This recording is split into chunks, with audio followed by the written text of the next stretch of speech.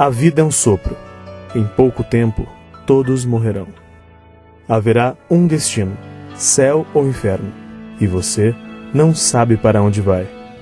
Como ter certeza.com.br. Uma das questões que costumeiramente se levanta com relação à inspiração da palavra é se realmente ela foi escrita por homens ou se foi o próprio Deus que usou pessoas para escrevê-la.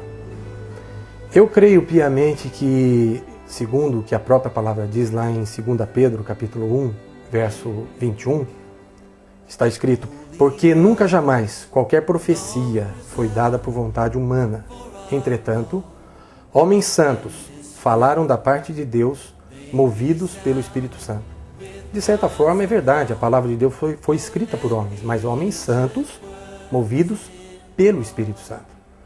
Existem muitas evidências arqueológicas e históricas que mostram a veracidade da palavra de Deus. Existem tantos manuscritos, tantos fragmentos próximos e originais da palavra de Deus, que se nós juntássemos todos eles, seriam suficientes para escrevermos aproximadamente 20 mil Bíblias. E sendo que entre esses manuscritos existe uma pequena diferença de 0,03%. Você já imaginou o cuidado, o zelo que aquelas pessoas tinham na hora que eles emitiam aquelas cópias? A Bíblia ela demorou 1.600 anos para ser escrita da forma que nós temos hoje, por cerca de 40 autores diferentes. Tudo isso são evidências que com certeza ratificam a sua veracidade. Mas para mim, a maior evidência de que esta é a palavra de Deus é o que está escrito lá em Hebreus, no capítulo 4, verso 12. Porque a palavra de Deus é viva e eficaz. Se você pudesse contemplar a minha vida passada e a minha vida presente, você junto comigo seria testemunha da transformação que essa palavra pode produzir na vida daquele que crê. Se você crê que a palavra de Deus é a própria boca de Deus falando com você, eu tenho certeza que ela há de transformar também a sua vida. Mas afinal de contas, qual é o propósito de Deus em nos entregar esta palavra? Existe um versículo lá em Atos, capítulo 4, verso 12, em que o apóstolo Pedro, diante do Sinédrio, quando interrogado por uma cura que havia feito, lhe perguntaram em nome de quem que ele fizera tal ato e com autoridade de quem.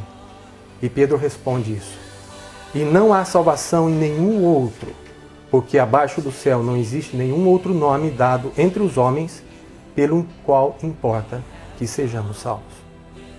Exatamente nesse texto fala de uma questão de salvação, libertação. Também seria uma forma de entendermos essa palavra. Mas libertação do quê?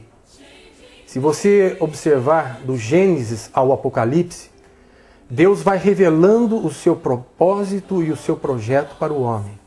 E lá no princípio, em Gênesis, ele evidencia que o homem foi criado por ele de forma pura, sem pecado, havia comunhão entre o homem e Deus, havia pureza, havia inocência e havia liberdade.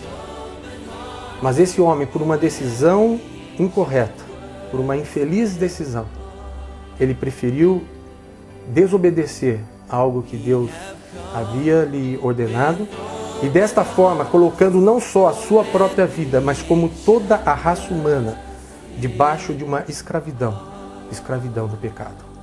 Isso está escrito lá em Romanos, no capítulo 5, verso 12, que diz: portanto, assim como por um só homem entrou o pecado no mundo, e pelo pecado a morte, assim também a morte passou a todos os homens, porque todos pecaram.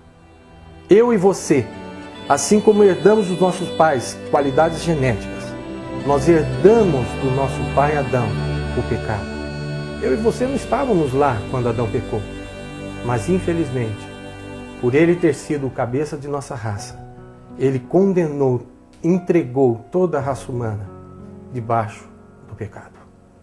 Como consequência disso, nós perdemos a comunhão com Deus, nós perdemos a nossa inocência e nos tornamos escravos.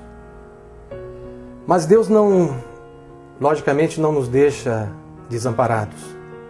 No próprio texto de Romanos, no capítulo 5, verso 18, ele nos diz assim: pois assim como por uma só ofensa veio o juízo sobre todos os homens para a condenação, assim também por um só ato de justiça veio a graça sobre todos os homens para a justificação que dá vida.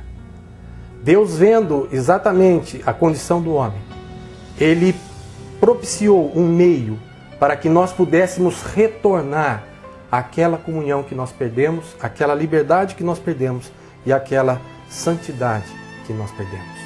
Este ato de justiça que o texto de Romanos capítulo 5, verso 18 fala, é exatamente aquilo que Jesus Cristo realizou na cruz do Calvário, quando Ele foi morto e pelo poder de Deus foi ressuscitado dentre os mortos. É o único sacrifício que Deus aceitaria como resgate, como livramento do pecado que o homem praticou. Em 1 Pedro, no capítulo 1, verso 18 e 19, nós lemos na palavra o seguinte: sabendo que não foi mediante coisas corruptíveis, como prata ou ouro, que fostes resgatados do vosso fútil procedimento que vossos pais vos legaram, mas pelo precioso sangue, como de cordeiro, sem defeito, sem mácula, o sangue de Cristo. O único nome pelo qual importa que sejamos salvos. Tudo aquilo que Jesus realizou durante a sua existência, desde que Ele deixou a sua glória, tornando-se homem, diz a palavra, tornando-se servo, obediente até a morte, morte de cruz. Tudo isso foi feito com amor, para garantir para mim e para você a nossa salvação.